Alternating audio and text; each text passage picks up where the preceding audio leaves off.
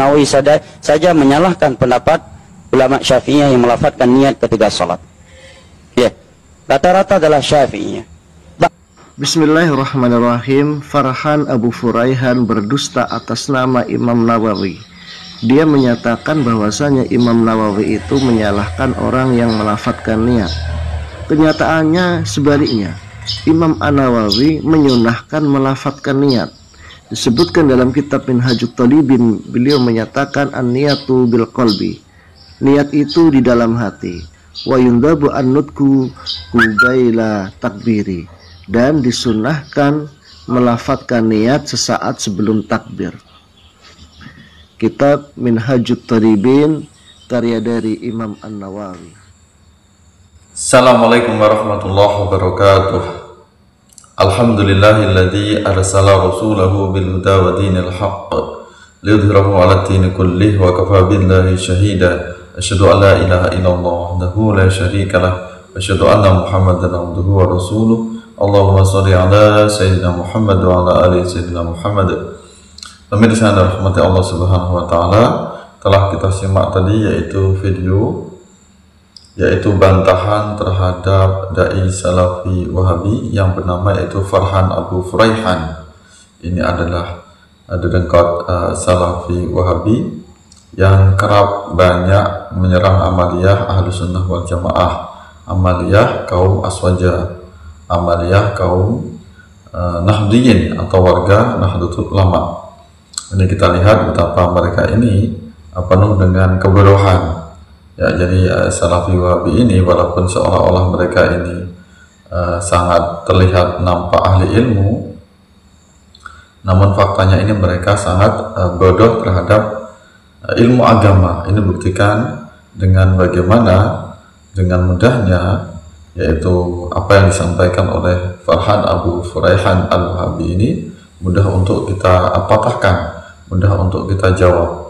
Jadi Farhan Abu Furaihan ini berdusta atas Imam Nawawi, jadi mendustakan ulama yang menjadi panutan yaitu madhab Syafi'i yang bernama yaitu Imam Nawawi. Nah, ini dikatakan oleh Farhan Abu Furaihan berani berdusta atas Imam Nawawi, bahwasanya Imam Nawawi ini menolak ulama Syafi'iyah atau menolak kaum yang bermazhab Syafi'i melafadzkan niat. Padahal kita tahu apa yang disampaikan oleh Imam Nawawi tadi, bahwasanya ternyata Imam Nawawi ini termasuk tokoh ulama Syafi'iyah yang mendukung yaitu melafadzkan niat. Ya, kita paham bahwasanya yang namanya melafadzkan niat ini bukan wajib, tapi hukumnya adalah sunnah. Ya, sangat dianjurkan. Nah, itu artinya apa? Artinya bahwasanya kita melafadzkan niat atau tidak melafadzkan niat dalam melakukan amal ibadah, apakah itu wudu, apakah itu sholat, maka boleh-boleh saja. Yang mau melafadzkan niat monggo, yang tidak melafadzkan niat juga sah, boleh-boleh saja. Namun karena minimnya pengetahuan Salafi Wahabi, mereka hanya mengambil satu pendapat yaitu tidak melafadzkan niat, namun kemudian menyerang kaum Ahlus Sunnah wal Jamaah, warga NU yang kemudian melafadzkan niat. Nah, ini karena sempitnya pengetahuan dari kelompok Salafi Wahabi. Yaitu tadi jawabannya yaitu di dalam kitab Minhajut Thalibin, ya. Wan niyatu bil qalbi wa yundabun nutqu qabla takbir. Niat diwujudkan dengan hati dan dianjurkan untuk diucapkan sebelum takbir ihram. Itu dalam kitab Minhajut Thalibin, ya, pendapat dari Imam An-Nawawi. Namun pendapat Imam Nawawi ini bukan hanya dalam kitab Minhajut Thalibin. Ternyata memang beliau ini sangat masyhur, beliau ini termasuk tokoh yang sangat mendukung yaitu anjuran melafadzkan niat. Ya, jadi pendapat beliau ini tersebar di banyak kitab, bukan hanya dalam kitab Minhajut Thalibin. Ini contohnya pendapat Imam Nawawi tentang keutamaan melafadzkan niat dalam melakukan amal ibadah. Ini dalam kitab Al-Majmu' Syarhul Muhadzab. Ini Imam Nawawi menyampaikan, tempat niat di dalam hati tidak disyaratkan atau diwajibkan. untuk diucapkan dengan lisan tanpa ada perbedaan pendapat.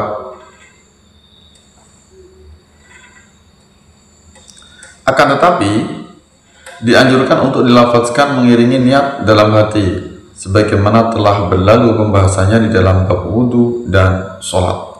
Nah, ini pendapat Imam An-Nawawi dalam kitab Al-Majmu' Syarhul Muhadzab.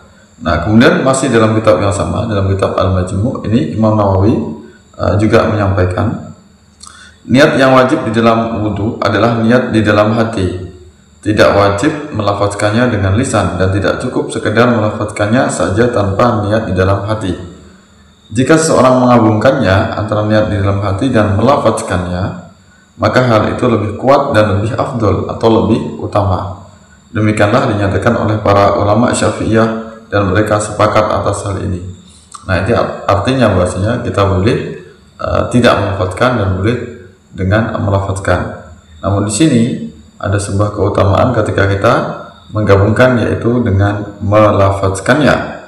Ya, jadi hati ini menerima atau hati ini merestui, mengiyakan apa yang kita lafazkan. Jadi ada hubungan antara lafaz dengan hati. Jangan sampai kita hanya melafazkan saja sedangkan tidak ada perasaan di dalam hati.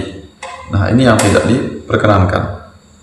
Nah, kemudian termasuk di sini adalah pendapat dari ulama mazhab Syafi'i, ulama yang terkenal, ulama kontemporer. Ini bernama yaitu Syekh Profesor Dr. Wahbah Az-Zuhaili Asy-Syafi'i. Ini beliau bermazhab Syafi'i. Ini beliau juga menyampaikan tentang keutamaan melafazkan niat. Ya, ada anjuran dari ulama Syafi'iyah agar lebih utama melafazkan niat. Dan ini adalah pendapat ulama, bukan hanya ulama Syafi'iyah, namun mayoritas ulama mazhab. Nah, jadi keutamaan melafazkan niat ini bukan hanya dalam mazhab Syafi'i, namun dalam mazhab yang lain ini ternyata juga adanya tentang keutamaan melafazkan niat. Nah, ini pendapat dari Profesor Dr. Wahbah Az-Zuhaili. Ini dalam kitab beliau yaitu kitab Al-Fiqhul Islam, Fiqhul Islam wa Adillatuh. Ini beliau menyampaikan tempat niat di dalam hati dipastikan tidak cukup dengan lisan saja. Juga dipastikan tidak disyaratkan untuk melafazkannya. Akan tetapi menurut jumhur atau mayoritas ulama selain Malikiyah disunahkan atau dianjurkan untuk melafazkannya. Nah, ini dalam kitab Al-Fiqhul Islami wa Adillatuhu. Nah, jadi hanya pendapat dari ulama Malikiyah yang menyatakan tidak sunnah.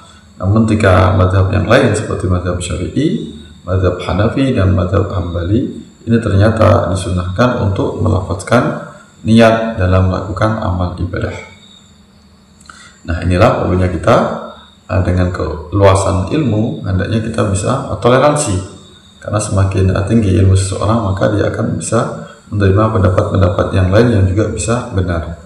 Namun ketika kelompok Salafi Wahabi yang kemudian dicontohkan oleh Farhan Abu Furaihan ini kelihatan sekali mereka itu sangat fanatik terhadap tokoh-tokoh mereka sendiri, yaitu sama Salafi Wahabi, sehingga bahkan Farhan Furaihan ini berani berdusta atas Imam Nawawi.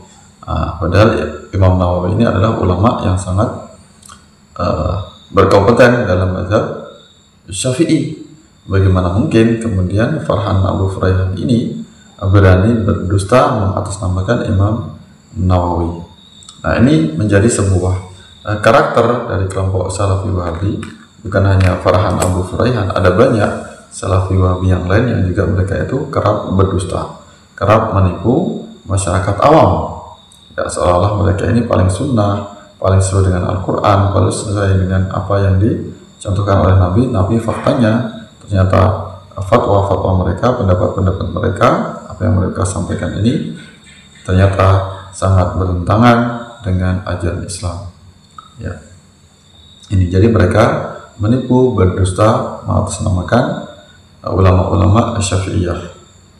Jadi seolah-olah mereka memurnikan Islam, kembali kepada Al-Quran dan Sunnah, namun faktanya justru malah menjauhkan umat, menjauhkan masyarakat umat Islam ini dari Al-Quran dan Sunnah Rasulullah SAW.